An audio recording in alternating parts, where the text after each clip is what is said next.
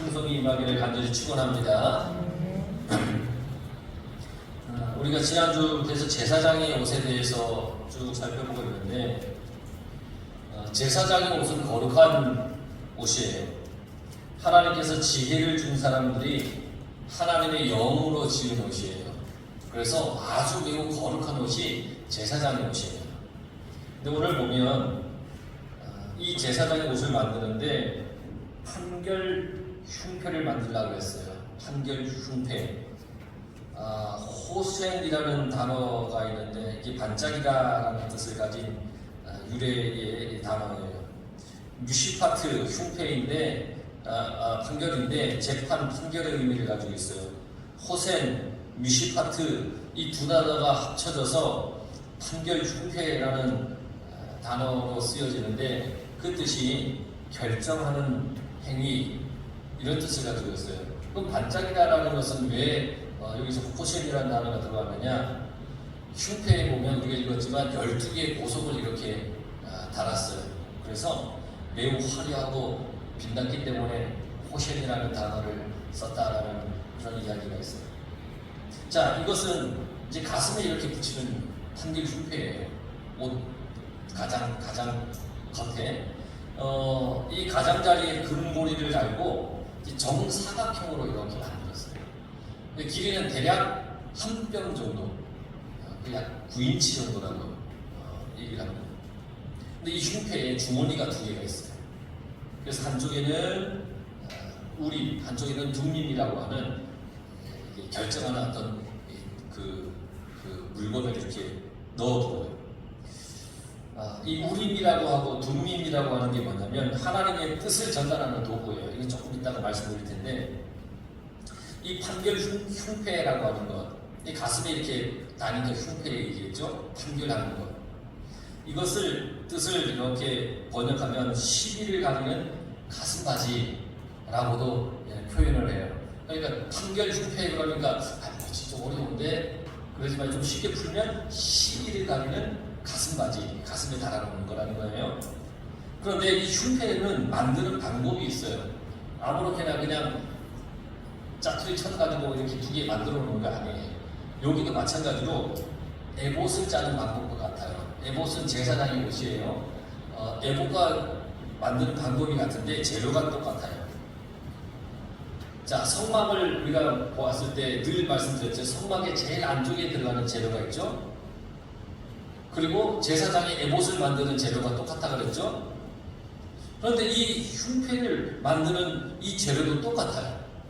그러면 이 의미가 뭘까? 이 또한 거룩하다라는 거예요. 성막은 아무나 들어갈 수 없잖아요. 제사장만이 들어가잖아요. 하나님이 특별히 허락한 자들, 거룩한 사람이 들어가야 돼요. 제사장이 거룩해서 들어가는 게 아니라 하나님이 제사장은 거룩하다 해 주어서 들어가는 거예요. 그러니까 그 성막을 만드는 재료나 거룩하게 짠 옷을 입고 거룩한 옷을 입고 들어가야 하는 그 거룩한 옷이나 판결 흉패나 다 같이 거룩하다는 거예요. 그러니까 판결에 있어서 사람의 마음대로 하는 것이 아니라 하나님의 뜻을 물어서 하나님이 정해 주신 대로 판결해야 된다는 거예요. 이게 거룩한 거예요. 하나님의 뜻대로 해야 되는 것, 하는 것, 그게 거룩한 거예요. 그래서 여러분 거룩하게 살아갑시다 라고 하는 그 의미 속에는 하나님께서 하라고 한 대로 살아갑시다 라고 하는 의미가 있는 거예요. 말씀으로 주신 하나님의 뜻을 따라 살아가야 됩니다. 우리 말씀을 주시잖아요. 그럼 그 말씀의 뜻을 따라서 우리는 살아가야 돼요. 그 말씀을 따르기가 힘들 것 같아도 나는 안 하겠습니다. 이렇게 거부해서는 안 돼요. 하나님의 말씀은 거룩하기 때문에 그 말씀을 따라가야 됩니다. 흉패는 하나님의 뜻대로 판결하는 아주 거룩한 것이에요. 아주 거룩한 것.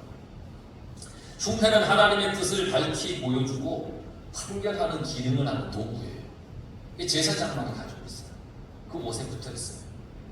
그래서 이스라엘 역사에 있어서 국가의 어떤 중대한 일을 결정할 때 하나님의 거룩한 뜻을 물을 때 자주 사용됐던 게 판결 흉패예요. 그래서 이 흉패에는 한 줄에 3개씩 4줄로 보석을 달아서 만들어 놓았어요. 그리고 이 12개의 보석은 당연히 이스라엘의 12지파의 이름을 새겨놨어요. 그러니까 이스라엘 전체를 이야기하는 것이고 의미하는 것이죠. 그들의 이름을 12보석에 새겼다라고 하는 것은 이스라엘은 하나님의 결정과 판결에 순종하며 살아야 된다는 것을 하나님께서 분명히 말씀하고 계십니다. 하나님의 자녀인 우리도 마찬가지입니다. 우리가 하나님께 예배드리고 하나님께 나오는 것은 내가 하나님 말씀대로 살겠습니다 라고 하는 결단이 있기 때문에 여러분 하나님 앞에 나와서 예배드리는 건 아닙니까? 만약 하나님의 뜻과 무관합니다. 난 내 마음대로 살겠습니다 라고 하는 분이 있다면 교회 안 나오셔도 돼요. 그런데 우리가 교회에 나오는 중요한 뜻은 뭐냐면 내가 하나님 말씀대로 살겠습니다 라고 하는 결단이 있기 때문에 나오는 거예요. 여러분 그런 결단을 가지고 그런 믿음으로 나오셨죠? 네. 그럼 제대로 나오신 거예요. 그런 결단을 주여 지금 바닷가 가서 뭐라고 해요. 근데 그 결단이 있기 때문에 우리가 하나님 앞에 예배드립니다. 28절에 보면 청색끈으로 흉패고리와 에봇고리에 꿰어 흉패로 정교하게 짠 에봇 띠 위에 붙여 떨어지지 않게 하라. 이 흉패를 에봇에 보면 띠를 만들었다고 했죠. 띠가 있는데 이 띠는 따로 띠를 하나 만들어서 기어서 붙여놓은 게 아니라 이 옷을 만들 때 연결해서 만든 띠라고 했어요. 거기에 이 에봇 흉패를 떨어지지 않게 붙여라. 흉패와 에봇이 서로 견고하게 붙어 있어야 된다는 거예요. 거룩한 직분을 맡은 제사장이 입는 그 에봇과 거룩한 판결을 해야 하는 흉패는 떨어져서는 안 되는 겁니다. 그러니까 떨어지지 않게 하라. 이것은 강력한 명령입니다. 떨어지지 않았으면 좋겠는데 이게 아니라 반드시 떨어지지 않게 하라는 겁니다. 흉패에 붙어있는 12개의 보석이 이스라엘 전체를 상징한다고 말씀드렸죠. 이스라엘 백성들이 하나님 앞에 기억되고 하나님의 사랑 안에 꼭 붙어 있으라고 하는 명령인 겁니다. 꼭 붙어 있으라는 겁니다. 하나님의 결정과 거룩히 살아가야 할 하나님의 거룩한 일들을 해야 할 이스라엘 백성들은 하나님 안에 꼭 붙어 있어야 돼요. 우리도 마찬가지예요. 예수 그리스도 안에서 떨어지지 말고 반드시 주님 안에 붙어 있어야 됩니다. 그 품에 있어야 그분의 사랑으로 살아갈 수 있습니다. 주님께 붙어 살아가야 됩니다. 믿음으로 살아가야 된다. 29절에 보면 아론이 성소에 들어갈 때에 이스라엘 아들들의 이름을 기록한 이 판결 흉패를 가슴에 붙여 여호와 앞에 영원한 기념을 삼을 것이라. 기념이라고 하는 것은 기억이라는 뜻이에요. 기념한다는 것은 기억하는 거예요. 영원한이라고 하는 것은 항상 늘 이런 뜻이에요. 그러니까 영원하다라고 하는 것은 시간의 계속성이에요. 그러니까 한순간만 얘기하는 게 아니라 계속해서 항상 계속 이어진다는 거예요. 가슴에 붙여 그의 마음에라는 거예요. 마음에. 항상 하나님의 결정과 그 뜻을 마음에 새겨서 살아야 하는 겁니다. 하나님의 말씀을 내 마음에 항상 새겨서 살아야 됩니다. 여러분 하나님의 말씀 새겨서 살아가십시오. 불행하게도 한 귀로 듣고 한 귀로 흘려서 절대 안 돼요. 내 마음에 새겨서 살아야 돼요. 거룩하다고 하는 것은 하나님의 말씀에서 떨어지지 않고 말씀을 마음에 새겨서 순종하며 사는 것, 이게 거룩한 삶입니다. 흉패와 에봇이 떨어지지 않게 하는 그 의미예요. 명령이에요. 너희는 반드시 나의 품에 거하여 살아라. 이는 하나님의 말씀이라는 거예요. 30절은 너는 우림과 둠밈을 판결 흉패 안에 넣어 아론이 여호와 앞에 들어갈 때에 그의 가슴에 붙이게 하라. 아론은 여호와 앞에서 이스라엘 자손의 흉패를 항상 그의 가슴에 붙일지니라. 우림이라고 하는 것은 하우림이라는 단어예요. 빛, 밝은 곳이라는 뜻이에요. 우림. 둠밈, 하툼밈이라는 단어인데 온전함, 완전함 이런 뜻을 가지고 있어요. 그러니까 우림과 둠밈은 하나님의 뜻을 분별하기 위한 수단이었어요.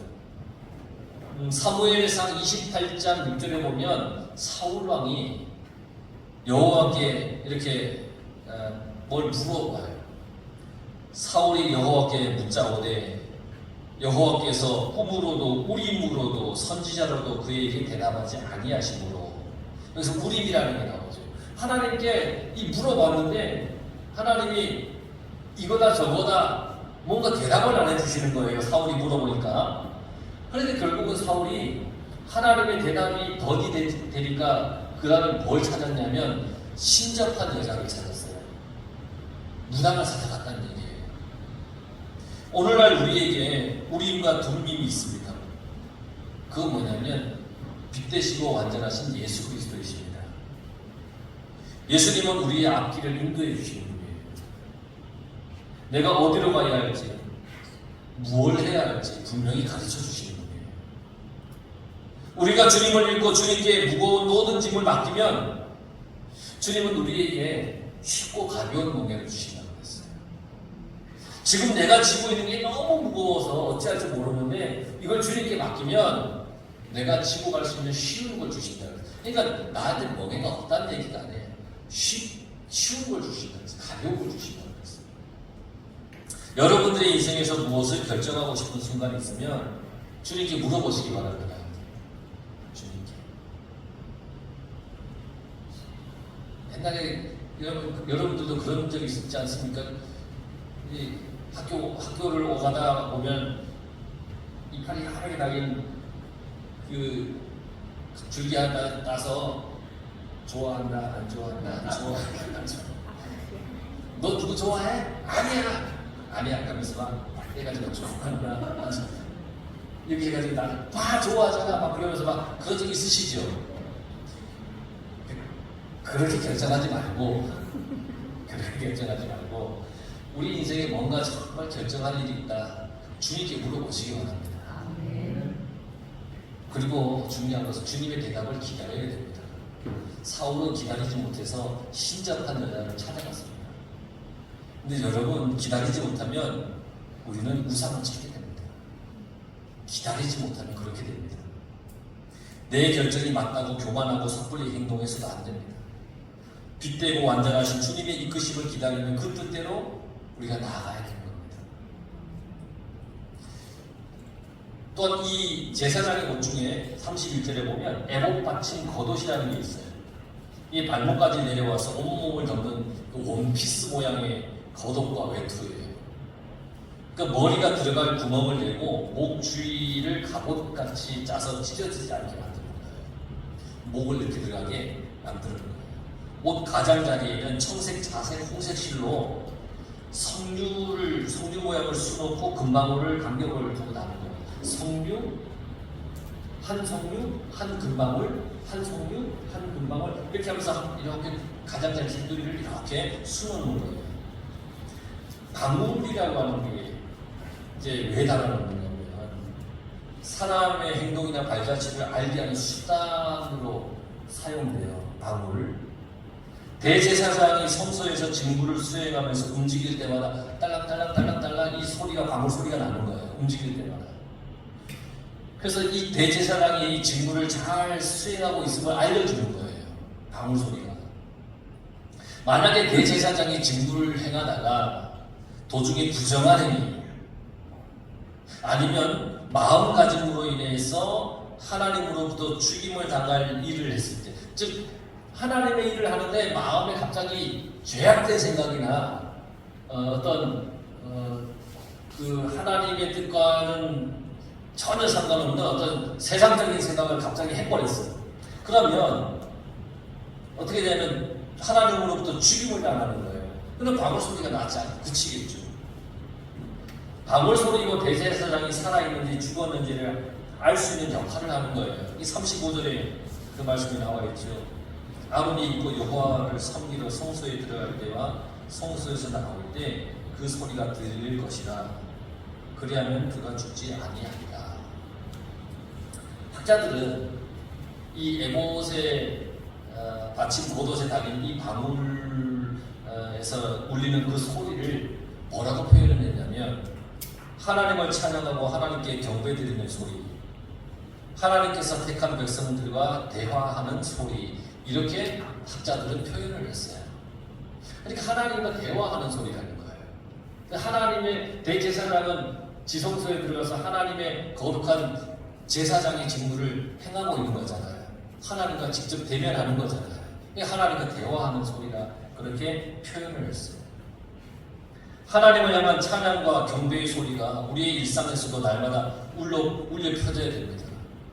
이것이 내가 영적 생명이 살아있다는 증거의 소리이기 때문에 나의 마음과 행동이 모두 하나님께 합당한 것이 되어야 된다는 거예요. 그리고 아주 중요한 말씀이 36절 37절에 나와 있는데 너는 또 순금으로 패를 만들어 도장을 새기는 법으로 그 위에 새기되 여호와께 성결이라 하고 그 패를 청색끈으로 관 위에 매되 곧 관 정면에 있게 하라. 순금으로 패를 만들어서 여호와께 성결이라고 하는 글을 쓰는 거예요. 이 여호와께 성결, 여호와를 향한 구별됨, 여호와를 향한 거룩함, 그런 뜻인데, 여러분 성도가 세상에서 정결하고 거룩하게 살아야 할 이유는 사람들에게 잘 보이기 위해서 그렇게 사는 것이 아니에요. 하나님을 기쁘게 해드리기 위해서 그렇게 사는 거예요. 여러분들이 정결하게 거룩하게 사는 것이 누군가에게 나 이렇게 살아가 뽐내고 보이기 위해서가 아니라 하나님께 기쁨을 드리기 위해서 그렇게 살아가는 거라는 거예요. 성결, 코데시라는 단어인데 레위기 21장 6절에 보면 깨끗하게 하다라는 뜻을 가지고 있고 레위기 28장 26절에 보면 구별하라는 뜻도 되고 민수기 18장 2절에 바치다라는 그런 뜻으로 각각 쓰여요. 성결이라는 것이. 그러니까 여호와께 성결이라고 하는 것은 죄와 분리되는 거예요. 죄와 분리되는 거예요. 나를 하나님께 드리는 거예요. 세상에서 오염된 죄를 항상 깨끗하게 씻는 거예요. 이게 여호와께 성결이에요. 성결. 끊임없이 나를 돌아보고 회개하는 삶이 여호와께 성결하게 사는 겁니다. 주님의 보혈로 하나님 앞에 나아갈 수 있는 지금 우리는 늘 성결하게 살아야 됩니다. 어쩔 수 없다는 핑계를 대서는 안 돼요. 하나님 어쩔 수 없이 나가 이랬습니다. 알지만 어쩔 수 없이 그랬어요. 이런 핑계를 대서는 안 되는 거예요. 어떻게든지 몸부림쳐야 돼요. 어떻게든지 내가 하나님 안에서 성결하게 살려고 애써야 되는 거예요. 여러분 그렇게 애쓰며 살아가십시오. 그렇게 살아가야 되는 겁니다. 타협해서 안 됩니다. 이해해 주시겠지? 아니에요. 지난번도 말씀드렸지만 뭐 잘못하는 거 목사님 용서해 주실 거죠? 저한테 얘기해요. 제가 무슨 뭘 용서해 주는 무슨 저한테 그러지 마시고 저는 하나님 아닙니다. 뭐 잘못한 거 있으면 하나님께 직접 하십시오. 저한테 그렇게 하면 안 됩니다. 늘 그래서 뭔 얘기냐? 내가 거룩하고 성결하게 살려고 몸부림치며 살아가야 된다. 38절을 보면 이 패를 아론의 이마에 두어 그가 이스라엘 자손이 거룩하게 드리는 성물과 관련된 죄책을 담당하게 하고 그 패가 아론의 이마에 늘 있으므로 그 성물을 여호와께서 받으시게 되리라. 그 여호와께 성결이라는 글을 새긴 그 패를 아론의 이마 관을 이렇게 두른다고 했잖아요. 이마 가운데에 전면에 그게 보이게끔 딱 붙이라는 거예요. 이걸 딱 붙이라는 거예요. 그러면 이제 백성들이 자기의 죄를 용서받기 위해서 집에서부터 희생제물을 데리고 올 거 아니에요. 희생제물을 데리고 와서 제일부터 뭐 해요? 와서 이 희생제물 위에 내 손을 얹고 내 죄를 이 짐승에게 전가시키는 거예요. 그리고 대제사장에게 드리면 이 제사장이 이걸 잡는 거예요. 피 흘려요. 그래서 내 죄를 하나님 앞에 용서받게 해주는 거예요. 이 제사장의 역할이에요. 그런데 백성이 이 짐승을 이렇게 끌고 왔단 말이에요. 근데 딱 이 대제사장을 딱 쳐다보니까 이마에 뭐가 써 있어요? 여호와께 성결 딱 써 있는 거예요. 그러니까 짐승을 데리고 온 내가 딱 볼 때, 여호와께 성결. 그게 딱 보이는 거예요. 이때 이 백성의 마음은 어떻겠어요? 백성들은 하나님께 드릴 거룩한 성물을 가지고 오잖아요. 그 성물을 드리려는데 아론을 바라보는 순간 여호와께 성결이라는 글씨가 딱 눈에 보이는 거예요. 그러면 백성은 더 경건하고 더 거룩하게 마음을 정돈할 것 아니에요. 그런 사람도 있을 거 아니에요. 집에서부터 이 짐승을 끌고 오는데 아유 하나님을 왜 끌고 오라 그래. 나는 참 힘들 죽겠네. 진짜 비유는 안 되겠지만 저보고 이 화초에 물 주라고 하면 왜 나보고 막 그러면서 막 투덜 거리면서 나올 거 아니에요. 근데 이 짐승을 끌고 나올 때 개 중에 그런 사람이 있을 거 아니에요. 저같이 좀 부정적인 사람은 하나님은 한 번도 끝내지 내 평생 한 번은 끝내주시죠. 때마다 가지고 오라 하냐고 막 그러면서 가지고 나올 사람이 있단 말이죠. 설렁설렁 가지고 나올 사람이 있어요. 근데 하나님의 뜻은 뭐냐면 집에서부터 이미 내 마음에 이 회개의 마음을 품고 이 짐승을 끌고 난 얘기예요. 그런데 이걸 설렁설렁 끌고 오는 사람이 있어요. 대충대충 끌고 오는 사람이 있어요. 그래서 딱 성막에 왔는데 아론의 입안을 딱 보는 순간 여호와께 성결이라는 게 딱 보이는 거예요. 그럼 정신이 번쩍 들지 않겠습니까? 아유, 맞아. 하나님이 집에서부터 짐승을 이렇게 온전한 것을 고르는 순간부터 이미 나를 회개하는 마음을 준비시켰는데 아유, 그러지 못해. 이 생각이 번쩍 들건 아니에요. 마음을 가다듬은 이 백성들은 온전한 마음으로 성물을 드리게 되겠죠. 백성들이 거룩하게 성물을 드리게 되는 거예요. 그래서 하나 붙이라고 했던 것 같아요. 이렇게 드려진 성물은 거룩한 성물이에요. 그렇지 않아요? 이 성물, 내 마음에 회개의 마음도 없고 기쁨의 마음도 없는데 이 성물이 거룩할 수 있겠어요? 여호와께 성결을 보면서 내 마음을 가다듬는 겁니다. 거룩하게 드려진 이 성물을 하나님께 드릴 때 백성의 죄가 희생제물에게 전가되었습니다. 백성은 죄를 용서받는 거예요. 하나님께 성결하게 드려진 성물을 하나님께서 가르치는 거죠. 예배에 나올 때 여러분 늘 드리는 예배라고 설렁설렁 드리면 안 돼요. 말씀을 들을 때 아야 똑같은 말씀 또 하시네. 십자가 얘기 또 하네. 다른 것 좀 하지. 우리 목사님은 왜 재미난 얘기 한다, 옛날에는 재미난 얘기를 가지고 설교를 했대는데 왜 마음이 변해가지고 이제는 재미난 얘기 하나도 안 하고 그냥 말씀 한 절 한 절 보면서 저절 말씀하나 아유 딴 교회 갈 수도 없고 이런 마음으로 예배드려서 안 된다는 거예요. 기도할 때 찬양을 드릴 때 나를 거룩하게 해야 돼요. 내가 하나님 앞에 나왔다는 사실을 기억하고 깨달아야 되는 거예요. 지금 여러분들이 하나님 앞에 나온 것 아니에요. 거룩하게 구별된 예배를 하나님께서 받으신다. 속바지를 만들어 입으라고 했어요. 하체를 가리라. 하체를 가린다는 건 직역하면 벌거벗은 몸을 가리기 위해서라는 거죠. 하나님 앞에서 수치스러운 행동을 해서는 안 된다는 얘기예요. 그리고 아주 중요한 말씀이 하나 43절에 나와 있습니다. 아론과 그의 아들들이 회막에 들어갈 때에나 제단에 가까이 하여 거룩한 곳에서 섬길 때 그것들을 입어야 죄를 짊어진 채 죽지 아니하리니 그와 그의 후손이 영원히 지킬 규례입니다. 그것들을 입어야 지금까지 하나님께서 말씀하신 제사장의 옷을 철저하게 지켜 입어야 영광스러운 일을 행할 수 있는 거예요. 하나님께서 말씀하신 대로 해야 죽지 않고 영광스러운 일을 행할 수 있다는 거예요. 제사장의 옷을 그대로 명령하신 대로 지어서 입어야 하나님께서 하나님의 거룩한 일을 할 수 있고 죄를 짊어진 채 죽지 않을 수 있다는 거예요. 제사장은 백성의 죄를 대신해서 하나님께 용서를 구하는 사람입니다. 이들은 하나님께서 정해주신 옷을 입어야 되는 겁니다. 거룩한 옷을 입지 않고 제사장의 직무를 행할 수는 없습니다. 그건 죄입니다. 하나님이 죄라고 했습니다. 거룩한 옷을 입은 제사장의 직무를 입고서 제사장의 직무를 행하면 죄가 없다 그랬습니다. 이게 하나님의 말씀입니다. 아니 왜 아무거나 입고 아니에요. 아무거나 입으면 안 됩니다. 하나님의 말씀은 하나님이 정해주신 그 옷을 제사장이 입고 하나님의 제사장의 직을 행하는 겁니다. 그러니 순종해서 해야 되는 겁니다.